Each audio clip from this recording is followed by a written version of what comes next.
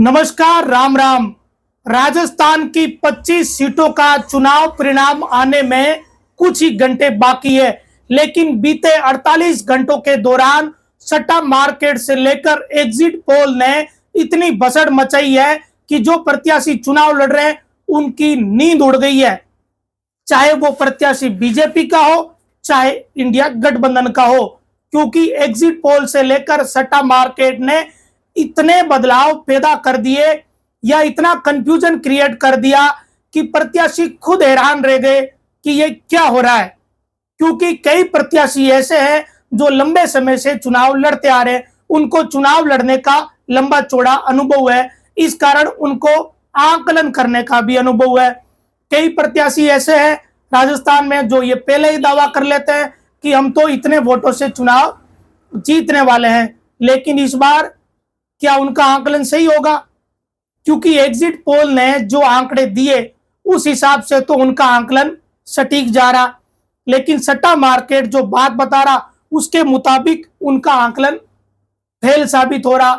केवल ये बात कांग्रेस के लिए लागू नहीं हो रही या इंडिया गठबंधन के लिए लागू नहीं हो रही, ये बात बीजेपी के लिए भी लागू हो रही है।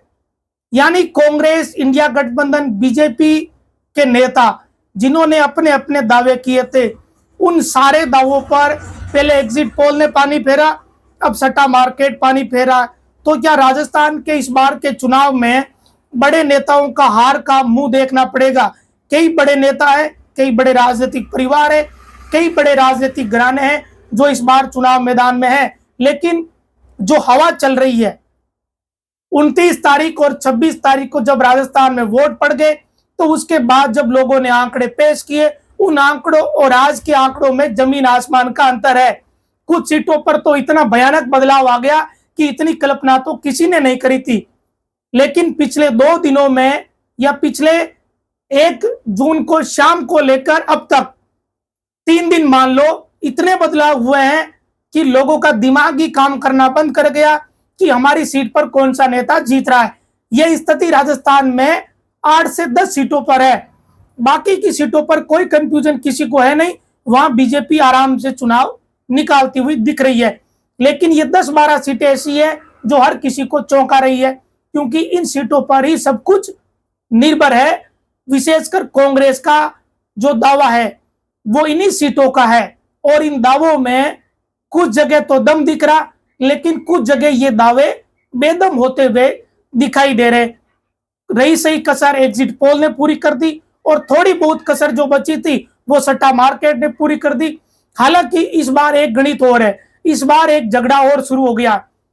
राजनीतिक पार्टियों के बीच इस बात की लड़ाई चल रही है कि कौन चुनाव जीतेगा, कौन सत्ता में आएगा। लेकिन एग्जिट पोल और सट्टा मार्केट के बीच भी एक झगड़ा शुरू हो गया कि किसकी साख, किसकी इज्जत बची रहेगी, क्योंकि सट्टा मार्केट ने अलग कहानी बताई है और एग्जिट पोल ने अलग कहानी बताई है। इस बीच स्वतंत्र आकलन करने वाले लोगों का एक अपना ही अलग आकलन है, क्योंकि यूट्यूब से लेकर राजनीतिक विश्लेषक हर कोई अपना अपना आकलन इस दौरान पेश करता हुआ दिखा है। लेकिन अब समय चंद घंटे बचे हैं, कल सुबह 8 बजे से तो सब कुछ क्लियर होना शुरू ही हो जाएगा, और दोपहर को 12 बजते बजते सब कुछ साफ हो जाएगा। वैसे जो सीटें जहां मुकाबला टफ है वहां 1 से 2 बजेंगे, ये भी साफ तौर पर दिख रहा है। क्योंकि नागौर जैसी सीट, बाड़मेर, चूरू, जहां 21-22 राउंड है, जहां 20 राउंड है, वहां 16-17 राउंड तक इंतजार करना पड़ेगा। अब आज की कहानी बताते हैं कि आज ऐसा क्या हुआ कि दोपहर के समय मैं लाइव आकर या इस समय लाइव आकर मैं अचानक चर्चा कर रहा हूं, तो हुआ ही कुछ ऐसा है। कल भी ऐसा ही हुआ, आज भी ऐसा हुआ। दरअसल ये खेल किया सट्टा मार्केट ने, इसीलिए ये चर्चा आपके साथ मुझे करनी पड़ रही है। और सट्टा मार्केट ने ऐसा रोचक खेल किया है कि इसकी कल्पना इस हद तक नहीं करी गई थी कि सट्टा मार्केट इतना कुछ करेगा। अच्छा, सट्टा मार्केट पर यकीन करना या नहीं करना आप पर है, लेकिन सट्टा मार्केट में पैसे चलते हैं, और जहां पैसों का खेल होता है वहां ज्यादा झूठ चलता भी नहीं है, क्योंकि झूठ और सच के बीच पैसे खड़े होते हैं और लोगों के लाखों करोड़ों रुपए वहां फंसे हुए हैं। तो बात करते हैं, प्रस्तावना मैंने बड़ी अच्छी रख दी, मुझे उम्मीद है। अब सीधा सीटों पे आ जाते हैं कि किन सीटों पर सट्टा मार्केट ने आज फिर खेल कर दिया, जिसके कारण मुझे ये चर्चा करनी पड़ रही है, क्योंकि खेल ही कुछ ऐसा किया है कि चर्चा करनी जरूरी है। बाड़मेर, नागौर, चूरू, जोधपुर, बीकानेर, इन जगहों पर सट्टा मार्केट ने एक उतार चढ़ाव किया है और उतार चढ़ाव कल के मुकाबले आज और ज्यादा किया है, अच्छा खासा उतार चढ़ाव किया है। और इसी कारण ये चर्चा थोड़ी ऐसी है कि करनी पड़ रही है। चलिए शुरू कर देते हैं। अब आपको कोटा लेकर चलता हूं सबसे पहले, क्योंकि जितना उतार चढ़ाव बाड़मेर में है, जितना नागौर में, उतना कोटा में भी है। आंकड़ों के हिसाब से कोटा में बीजेपी के ओम बिड़ला को मात्र 7 पैसे से लेकर 15 पैसे पर लाकर छोड़ दिया। इसका सीधा सीधा मतलब यह है कि कोटा में ओम बिड़ला बड़े आराम से चुनाव निकाल रहे हैं। इसका मतलब यह भी है कि ओम बिड़ला हो सकता है कि 1.5 लाख के पार चले जाए। ये जो 7 से 15 पैसे के भाव है, ये नहीं के बराबर है। अगर ये नहीं देते तो भी क्या रहता, नहीं देते तो भी पता था लोगों को। इधर जयपुर रूरल में आते हैं। जयपुर रूरल में बीजेपी से राव राजेंद्र सिंह है और सचिन पायलट के चहेते अनिल चोपड़ा को टिकट दी है। कांग्रेस में टिकट की बड़ी लड़ाई हुई थी जयपुर ग्रामीण में, लेकिन जैसे तैसे पायलट ने अपने चहेते अनिल चोपड़ा को टिकट दिला दिया। अनिल चोपड़ा ने मेहनत भी खूब करी, लेकिन यहाँ 20 से 40 पैसे के भाव मात्र बीजेपी के राव राजेंद्र सिंह के हैं, जबकि कल थोड़ा अलग थे। कल ज्यादा थे, आज और डाउन कर दिए। कोटा में भी आज डाउन कर दिए। हॉट सीट बाड़मेर, बाड़मेर में आज मात्र 40 से 60 पैसे। कल यहां पर अलग भाव थे, आज अलग है। कल बाड़मेर में भाव उमेदराम बेनीवाल के डाउन थे, यानी उमेदराम क्लीन कट जीत रहे थे इस मार्केट के हिसाब से, लेकिन आज थोड़ा कमजोर किया उमेदराम बेनीवाल को, इनके भाव बढ़ा दिए। अब 40 से 60 पैसे रखे। ये क्यों हुआ? इसका सीधा सीधा हिसाब किताब यह है कि राजस्थान की सीटों को लेकर जो एग्जिट पोल आए, उसमें 4 पोल ऐसे हैं जिन्होंने अन्य में रविंद्र सिंह भाटी को जीता हुआ दिखाया है। और इसका असर सट्टा मार्केट पर भी पड़ गया, क्योंकि लोगों ने पैसे लगाए होंगे या दांव लगाए तो यहां भी भाव बदल गए। यानी उमेदराम बेनीवाल जो यहां 25-30 पैसे से 40-50 पैसे चल रहे थे, वो उमेदराम बेनीवाल अब यहां 40 पैसे से 60 पैसे चल रहे हैं। यानी मुकाबले को थोड़ा और स्ट्रॉन्ग किया है रविंद्र सिंह भाटी के पक्ष में सट्टा मार्केट ने, लेकिन अभी भी यहां विनिंग कैंडिडेट उमेदराम बेनीवाल ही है इस सट्टा मार्केट के हिसाब से। और 2-3 सट्टा मार्केट है वो भी ऐसा ही बता रहे हैं। इधर बांसवाड़ा में वही स्थिति रखी है 40 से 60 पैसे की, लेकिन नागौर में बदलाव कर दिया। कल भी किया, आज भी किया। नागौर में पहले भाव अलग थे बिल्कुल, हनुमान बेनीवाल को क्लीन जिता रहे थे सट्टा मार्केट वाले, लेकिन 2 दिन से ये कह रहे हैं कि नागौर में कोई भी जीत सकता है। ये हम नहीं कह रहे, ये सट्टा मार्केट कह रहा है। नागौर में आज हनुमान बेनीवाल के भाव 75 पैसे से 1 रुपये 5 पैसे, तो कल भी ऐसे ही भाव थे लगभग, लेकिन कल से आज थोड़ा सुधार किया है, अप डाउन जैसा खेल किया है। फिर भी हनुमान बेनीवाल और ज्योति मिर्धा की जो स्थिति है वो 50-50 की है नागौर में, यानी कोई भी जीत सकता। मैंने कल कहा ही था कि नागौर में वही चुनाव जीतेगा जिसके साथ धोखा कम होगा। धोखा तो दोनों तरफ हो गया, लेकिन किसके साथ ज्यादा हो गया, ये चुनाव सिर्फ उस पर निर्भर हो गया। जनता को जहां वोट डालने थे वो डाल चुके, लेकिन नेताओं ने क्या खेल करा, नावा से लेकर लाडनू, लाडनू से लेकर परबसर, इन्हीं जगहों की ज्यादा चर्चा है कि यहाँ कुछ खेल हुआ या चुनाव नॉर्मल हुआ। अगर खेल हुआ तो फिर ज्योति मिर्धा दिल्ली जाएगी, खेल नहीं हुआ तो हनुमान बेनीवाल जाएंगे। सिंपल सी बात है एकदम। नागौर में, गंगानगर में भी बदलाव किया है। गंगानगर में कल अलग भाव थे, आज अलग भाव है। आज और डाउन कर दिया कांग्रेस को, 1 रुपये से 1 रुपये 30 पैसे ले गए। इसका मतलब कोई चुनाव जीत सकता है। यानी कुलदीप इंदौरा को 2 दिनों के भीतर सट्टा मार्केट ने बुरी तरीके से डाउन कर दिया। जहां पहले कुलदीप इंदौरा को खुलेआम सट्टा मार्केट जीता रहा था, वो सट्टा मार्केट ये बता रहा है कि कुलदीप इंदौरा नहीं, प्रियंका बालन भी चुनाव जीत सकती है। और ये भी चांस है कि इंदौरा भी जीत जाए। ऐसा ही नागौर में है, थोड़ा भावों में फर्क है, लेकिन यही खेल नागौर में, यही खेल श्री गंगानगर में। यहाँ 2 ऐसे मुकाबले राजस्थान के कि वहां कांटे की टक्कर है। एक और सीट है, उसके बारे में भी बताएंगे। तो ये 2-3 सीटें ऐसी है जहां हरीश मीणा और जौनपुरिया चुनाव लड़ रहे हैं, वहां भी कांटे का मुकाबला है। तो ये 3-4 सीटें ऐसी है जहां कुछ भी राजस्थान में हो सकता है। तो सट्टा मार्केट ने आज जो भाव बताए वो भी आपने देख लिया। अब मैं बताता हूं कि कल क्या भाव थे सट्टा मार्केट के। कल सट्टा मार्केट क्या बता रहा था, आज सट्टा मार्केट ये बता रहा है, लेकिन कल सट्टा मार्केट अलग चीज बता रहा था। कल का देख लीजिए आप कि कल सट्टा मार्केट ने नागौर की क्या कहानी बताई थी, और आज इन्होंने नागौर से लेकर चूरू और चूरू से लेकर गंगानगर तक क्यों बदलाव कर दिया, इनको ऐसा क्या लग गया इन सीटों पर जो बदलाव कर दिया। ये देखिए नागौर 80 पैसे से 1 रुपये 10 पैसे, ये भाव कल के थे 80 पैसे 1 रुपये 10 पैसे, लेकिन नागौर में आज इन्होंने बदलाव कर दिया। नागौर में आज ये अलग भाव बता रहे, आज इनको लगता है कि नागौर में 75 पैसे से 1 रुपये 5 पैसे, ये फर्क है देख लो। 75 पैसे 1 रुपये 5 पैसे आज के भाव है, और कल के भाव मैंने अभी अभी आपको बताए थे। जो कल के भाव थे वो थे 80 पैसों से लेकर 1 रुपये 10 पैसे। तो ये बदलाव किया। इधर आप देख लीजिए गंगानगर का भी ऐसा ही हाल है। गंगानगर में भी कल 80 पैसे से 1 रुपये 10 पैसे के भाव थे, लेकिन आज इन्होंने अलग कर दिए। तो सट्टा मार्केट हर तरफ खेल कर रहा है। सट्टा मार्केट पैसों के बूते चलता है, ये बात हम सब जानते हैं, लेकिन ये देखिए 1 रुपये से 1 रुपये 30 पैसे, ये बदलाव जो किए गए हैं सट्टा मार्केट द्वारा 2-3 सीटों पर, ये अपने आप में कोई छोटे बदलाव नहीं है, बहुत बड़े बदलाव है ये, इन्हें छोटा माना ही नहीं जा सकता। ये बहुत बड़े बदलाव है, और ऐसे बदलाव है कि इससे चुनाव में अप डाउन होता है, चुनाव पर इसका असर पड़ता है। ये इतना बड़ा बदलाव है। अब आगे बढ़ते हैं। इस बार राजस्थान ही नहीं पूरे देश में पार्टियों की साख भी दांव पे लगी हुई है। तो सट्टा मार्केट और टीवी चैनलों के एग्जिट पोल की भी साख दांव पे लग गई, क्योंकि ये जो मार्केट है जहां करोड़ों अरबों रुपए लगते हैं, सट्टा मार्केट ये है इलीगल लेकिन चल रहा है। लेकिन जो ऑनलाइन ऐप है वो फैंसी ऐप माने जाते हैं, वो सरकार को रेवेन्यू देते हैं, तो वो चल रहे हैं। और ये ऑफलाइन वाले भी चल रहे हैं। आजकल वैसे ज्यादातर ऑनलाइन हो गए, जिसके पास जहां पैसा है रिचार्ज करो और दांव लगाओ।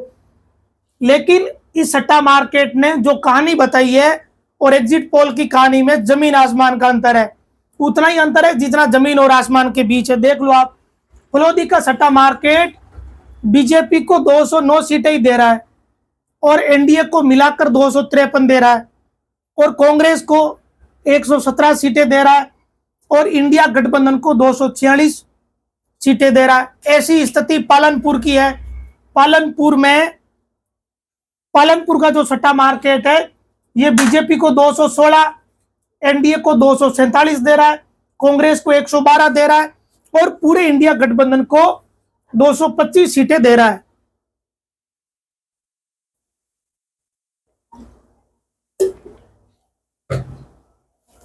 अब आगे बढ़ते हैं। करनाल का जो सट्टा मार्केट है वो ये बता रहा है कि 235 सीटें बीजेपी और एनडीए की मिलाकर 263, कांग्रेस की 108 और इंडिया ब्लॉक की 231।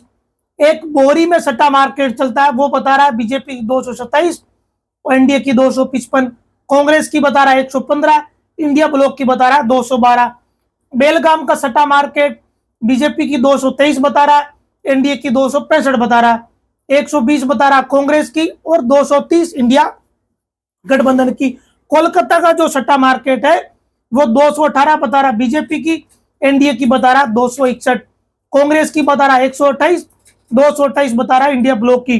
विजयवाड़ा का जो सट्टा मार्केट है वो बीजेपी की बता रहा 224, एनडीए की मिलाकर बता रहा 251, कांग्रेस की बता रहा 121, 237 बता रहा इंडिया गठबंधन की। इधर इंदौर का सट्टा मार्केट 260 बता रहा बीजेपी की, 283 बता रहा एनडीए गठबंधन की, कांग्रेस की बता रहा 94, 180 बताई जा रही है इंडिया गठबंधन की। अहमदाबाद का जो सट्टा मार्केट है, अहमदाबाद बीजेपी का गढ़ है, 241 बीजेपी, 270 एनडीए, कांग्रेस 104, 193 इंडिया गठबंधन।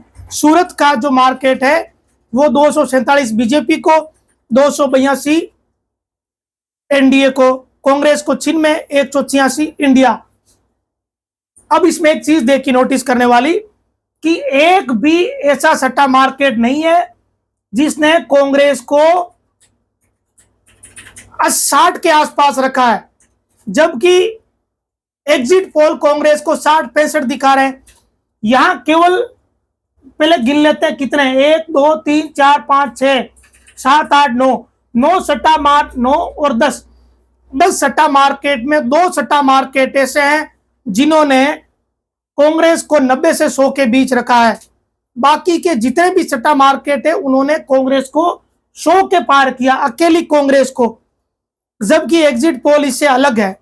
और इंडिया ब्लॉक को सभी जगह केवल 2 ऐसे हैं, 3 जिन्होंने 200 से नीचे रखा, बाकी 1 2 3 4 5 6 7 8 ये बता रहे इंडिया ब्लॉक को 200 के पार, 1-2 ने तो 250 के नजदीक ले गए। लेकिन सट्टा मार्केट भी घूम फिरकर एनडीए की सरकार बनाता हुआ दिखा रहा है। 1-2 जगह ऐसा है जहां एनडीए सरकार बनाने के नजदीक है, बाकी जगह सरकार बनाता हुआ दिखा रहा है। ये हो गई सट्टा मार्केट की बात। लेकिन सट्टा मार्केट और जो सर्वे है वो बिल्कुल अलग है। लेकिन ऑनलाइन सट्टा मार्केट भी ऐसा है जिन्होंने कांग्रेस को 60-62 सीटें ही बताई थी इतने दिनों तक। अब आप आ जाइए, यहां बिल्कुल उल्टा मामला है। अग्नि न्यूज का जो है वो ये बता रहा है कि इंडिया गठबंधन सरकार बनाएगा। एनडीए को 242, 264 दी गई है इंडिया को, अदर को दी गई है 37, यानी बहुत बड़ा खेल अग्नि न्यूज सर्विस के हिसाब से लग रहा है, बहुत बड़ा। लेकिन आगे बढ़िए आप, इससे आगे जाते ही सब कुछ अलग है। ये जो दूसरा पोल है ये एनडीए को 357, इंडिया को 133, 53 अदर और 85 ऐसी है जहां पे कुछ भी संभव है। एबीपी न्यूज ने 368 प्लस 15 एनडीए को दी है, इंडिया को दी है 167 प्लस 15 और अदर को दी है 8 प्लस 4। दैनिक भास्कर ने 316 प्लस 34 एनडीए को दी है और इंडिया को दिया है 173 प्लस 28। इंडिया टुडे जो विश्वसनीय माना जाता है 381 प्लस 20 एनडीए को और इंडिया को दिए 149 प्लस 18। ऐसे ही इंडिया न्यूज ने किया। यानी घूम फिर कर जितने भी एग्जिट पोल है वो लगभग ऐसे हैं जो एनडीए की सरकार बनाती हुई दिखा रहे हैं। लेकिन सट्टा मार्केट ऐसा नहीं बता रहा। सट्टा मार्केट ये बता रहा है कि भारत में कुछ भी संभव है, इस बार कुछ भी हो सकता है। ज्यादातर सट्टा मार्केट ऐसे हैं जो बीजेपी को या एनडीए को 300 पार ले जाते हुए नहीं दिख रहे हैं, कुछ भी संभव बता रहे हैं। लेकिन हम अगर राजस्थान की बात करें तो राजस्थान के बाड़मेर से लेकर चूरू, नागौर, श्रीगंगानगर, ये 4 जगह ऐसी हो गई कि यहां कुछ भी संभव है। सट्टा मार्केट ने 2 दिनों के भीतर बड़ा बदलाव बता दिया, नागौर में भी, चूरू में भी, श्रीगंगानगर में भी। लेकिन चूरू में अभी भी स्ट्रॉन्ग बताया जा रहा राहुल कस्बा को, लेकिन नागौर में हनुमान बेनीवाल को स्ट्रॉन्ग बताना बंद कर दिया। यानी ज्योति मिर्धा और हनुमान बेनीवाल के बीच कांटे का मुकाबला है। निकल ज्योति मिर्धा भी सकती है और बेनीवाल भी सकते हैं। किसकी किस्मत होगी, किसके साथ धोखा कम हुआ। नागौर में जितनी भी गणित है वो सब कुछ धोखे की पॉलिटिक्स पर निर्भर हुई है। इस बार जिसके साथ ज्यादा धोखा हो गया, नेताओं ने ज्यादा गेम कर दिया, वो चुनाव नागौर में हार जाएगा, क्योंकि वोटरों ने बड़ा साइलेंटली वोट डाला। नागौर में एक बात और इंपॉर्टेंट है कि किसका वोटर ऐसा है जो बाहर नहीं निकला था वोट डालने के लिए। जो पोलिंग कम हुई वो किसकी वजह से कम हुई, इस पर भी बड़ा सस्पेंस है। पहले ये लग रहा था कि बीजेपी के वोटर बाहर नहीं निकले, लेकिन फिर जो अलग अलग आंकड़े आए उसमें मुस्लिम बाहुल्य क्षेत्र को छोड़ दे तो जो अलग अलग जाति वर्ग का बाहुल्य क्षेत्र का जो इलाका है वहां भी पोलिंग कम हुई। और एक इंपॉर्टेंट बात नागौर में यह है कि जाट समाज किधर ज्यादा गया। एसी में मेघवालों के अलावा हनुमान बेनीवाल को कितने वोट मिले यह भी महत्वपूर्ण है, क्योंकि नागौर में छोटी बड़ी मिलाकर 25 जातियां हैं और एक धर्म है। सबसे ज्यादा वोट बैंक जाट समाज के हैं, सबसे कम है चारण समाज के। ये वोट बैंक है नागौर में, 25 जातियां हैं और एक मुस्लिम समाज है। 3,15,000 के आसपास उनके वोट हैं। तो नागौर की गणित बड़ी टफ है। जैसे ही विधानसभा वार आंकलन करते हैं तो हनुमान बेनीवाल चुनाव जीत रहे हैं, लेकिन जैसे ही लोकसभा वार आंकलन करते हैं तो ज्योति मिर्धा चुनाव निकालती हुई दिख रही है। लेकिन दोनों 35,000 से लेकर 45-50,000 तक ही चुनाव निकाल रहे हैं। ये बात एकदम क्लीन है। बाड़मेर की सियासत अलग है। बाड़मेर में जो घटनाक्रम मतदान के दिन हुआ वो इतना विचित्र हुआ कि किसी को अब कुछ समझ नहीं आ रहा कि शिव वाले भारी पड़े या बायतू वाले। बायतू वाले ये दावा कर रहे हैं कि हम भारी पड़े, क्योंकि थुम्बली गांव में या सुबह 11 बजे से ही जो मारपीट की घटनाएं शुरू हुई, उसके बाद मेघवाल समाज और जाट समाज के वोटर उग्र हुए, बूथ पर गए, उन्होंने जमकर पोलिंग करी, लाइनें लग गई।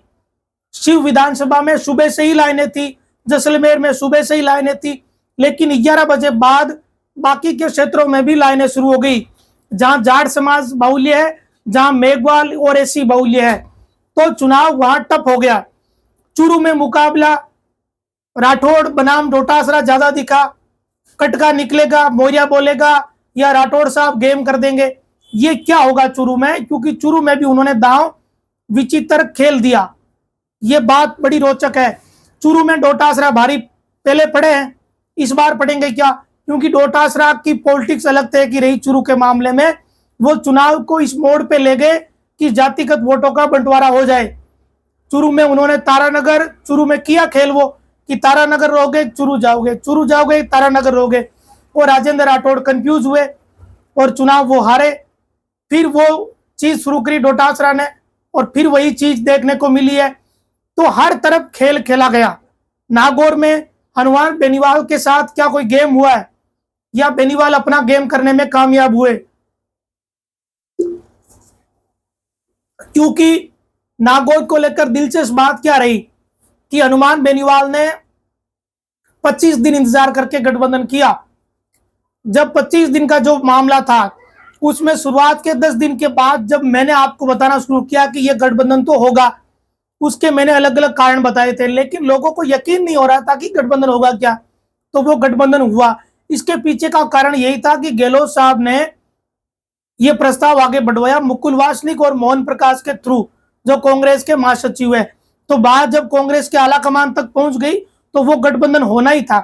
हालांकि हरीश चौधरी, दिव्या मंदेरणा, डोटासरा ऐसे नेता थे जो इसके लिए कतई तैयार नहीं थे, फिर भी हो गया गठबंधन। तो जो उनकी मर्जी के खिलाफ जो गठबंधन हुआ, तो क्या उनके समर्थक नेताओं ने बेनीवाल को समर्थन किया, ये एक सवाल है। महेंद्र चौधरी ने समर्थन किया क्या?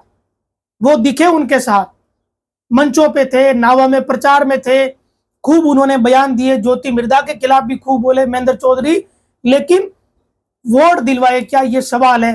परबतसर में रामनिवास गवड़िया के सामने लच्छाराम भडारड़ा को चुनाव लड़ाया था बेनीवाल ने, उन्होंने अच्छे वोट लिए।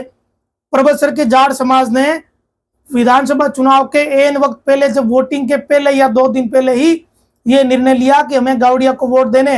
अगर जाट समाज कंफ्यूज रहता तो रामनिवास गावड़िया चुनाव हार जाते। लाडनू में क्या हुआ? लाडनू में सबको पता है कि मेघवाल समाज की एक महिला प्रत्याशी उतार दी गई आजाद की पार्टी द्वारा, चंद्रशेखर की तरफ से, लेकिन वो नाम वापस करवाया मुकेश भाकर ने प्रयास करके, तो वहां भी गेम बिगाड़ा था, लेकिन उन्होंने सुधार लिया। तो ये कुछ जगह ऐसी है कि जहां मामला बड़ा टफ है। जाइल का मामला भी विचित्र है। जाइल में मुकाबला नजदीक आ गया था विधानसभा का, जैसे तैसे मंजू बागमार चुनाव जीती और मंजू मेघवाल चुनाव जीते जीते हारी इस बार। वहां एन वक्त पर भाटी को लाया गया, जबकि अनिल बारूपाल ने तो चुनाव लड़ने से मना कर दिया। तो नागौर में बहुत कुछ सियासी गणित है, अपने अपने स्वार्थ है नेताओं के, किसने क्या करा होगा। हालांकि जाइल में बेनीवाल अच्छी बढ़त ले रहे, इसमें कोई दोहराए दिख नहीं रहा, लेकिन मकराना में जो दावा किया जा रहा है कि 30-35 हजार की बढ़त होगी, वो अभी तो नहीं दिख रही। क्योंकि 2019 में जब हनुमान बेनीवाल एनडीए के साथ थे, तब हनुमान बेनीवाल मकराना में सिर्फ 7,000 से हारे थे। अब इंडिया गठबंधन के साथ है बेनीवाल, तो ज्यादा से ज्यादा वो 15,000 की लीड ले लेंगे, 18,000 की ले लेंगे, उससे ज्यादा की लीड नहीं दिख रही। विधानसभा वार आंकलन मत करिए लोकसभा चुनाव को, ये दिख नहीं रहा ऐसा। जैसे ही विधानसभा वार आंकलन करते हैं तब तो अलग ही आंकलन होता है, तब तो बेनीवाल 1.5-2 लाख से जीत रहे हैं, लेकिन लोकसभा वार आंकलन करते ही मामला उल्टा जा रहा है, बिल्कुल ही उलट जा रहा है। तो ये जो गणित है, पिछली बार हनुमान बेनीवाल 7,000 से ही क्यों हारे मकराना से?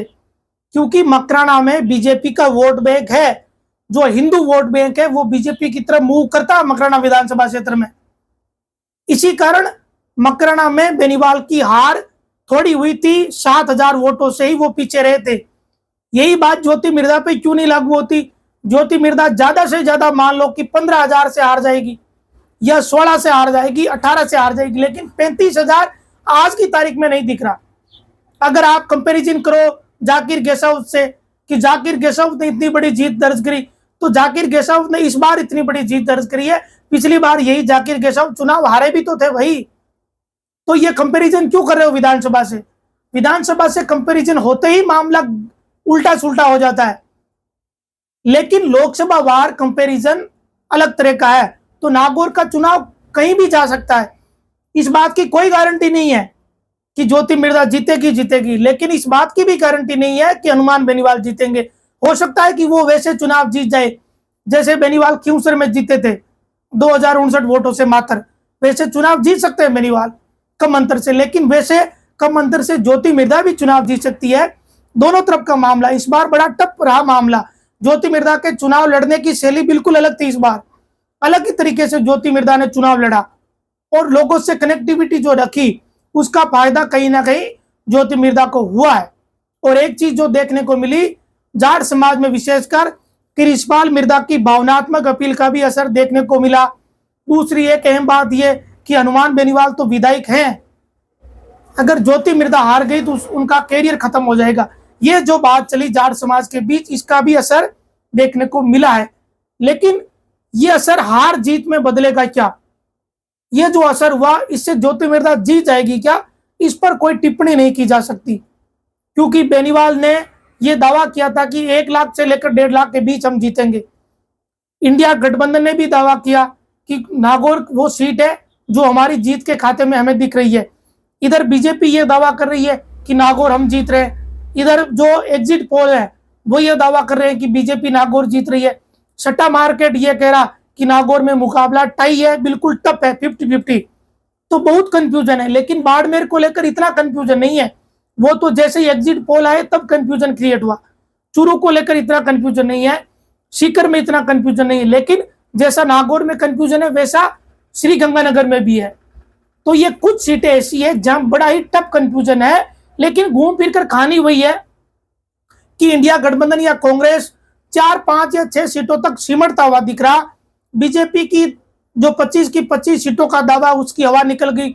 बीजेपी हैट्रिक नहीं बनाने जा रही। कांग्रेस या गठबंधन जितनी भी जीत रहा है वो उनके फायदे में ही है, क्योंकि 2 बार से कुछ भी नहीं जीत रहे थे। इस बार कम से कम खाता तो खुल रहा है। और एक और अहम बात कि गठबंधन जब हुआ 3 जगह पे तो उसका कांग्रेस में असर दिखा। ये गठबंधन वाली सीटें जीते या हारे ये एक अलग विषय है, लेकिन इससे एक माहौल जरूर बना कि कांग्रेस अब सही ट्रैक पे जा रही है और विपरीत विचारधारा वालों के साथ गठबंधन किया। सीकर की सीट को लेकर जो दावा किया जा रहा है वो सबसे मजबूत दावा आज की तारीख में सीकर झुंझुनू का, जैसे दौसा का है उससे ही ज्यादा दावा सीकर झुंझुनू का है, क्योंकि सीकर में गठबंधन है तो उसका असर आस पड़ोस में भी दिखा। तो ये तमाम प्रकार की राजस्थान की सियासी गणित है। कल का सट्टा मार्केट अलग है, आज का सट्टा मार्केट अलग है, हो सकता है कि शाम तक और अलग हो जाए, लेकिन अब तो चंद ही घंटे बचे हुए हैं। चंद घंटों में सब कुछ साफ हो जाएगा, सब कुछ क्लियर हो ही जाएगा। तो जुड़े रहिए, अपडेट हमारे साथ आप हम देते रहेंगे। कल सुबह 8 बजे से पहले ही लाइव आ जाएंगे। जैसे ही डाक मतपत्र खुलेंगे, जैसे ही गिनती होगी आपके साथ लाइव हर अपडेट आपको देंगे। डाक मतपत्र से लेकर हार जीत तक राजस्थान की सभी 25 सीटों का, और विशेषकर जो 8-10 सीटें हैं जो चर्चित सीटें हैं, तो इसी चैनल पर आप लाइव बने रहिए। लगातार आपको अपडेट मिलता रहेगा।